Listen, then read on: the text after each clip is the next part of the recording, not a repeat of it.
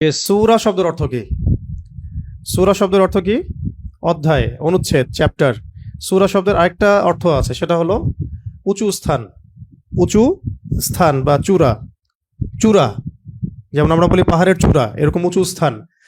এমনি সূরা বলতে অধ্যায়, অনুচ্ছেদ, চ্যাপ্টার বোঝায়, পাশাপাশি উঁচু স্থানও বোঝায়। তো সূরাতুল ইখলাস, যেটা অন্যান্য সূরাগুলোর ক্ষেত্রে আপনারা খেয়াল করবেন যে সূরার নাম ওই সূরার মধ্যে নির্ধারিত কোনো শব্দের মধ্যেই আছে। যেমন সূরা ফালাক, কুল আউযু বিরাব্বিল ফালাক, এখানে ফালাক শব্দ মজুদ আছে। কুল আউযু বিরাব্বিন নাস, সূরার নাম সূরা নাস। এরকমই সূরাতুল বাকারা, সূরা বাকারার মধ্যে বাকারা শব্দ আছে কি নাই? আলে ইমরানের মধ্যে আলে ইমরান শব্দ আছে না? সূরা ইখলাসের মধ্যে ইখলাস শব্দ নাই। সূরা ইখলাসের মধ্যে ইখলাস শব্দ নাই। এই জন্য ইখলাস শব্দটা আলাদা করে শিখতে হবে। ইখলাস শব্দের অর্থ হচ্ছে একনিষ্ঠতা। ইখলাস শব্দের অর্থ একনিষ্ঠতা।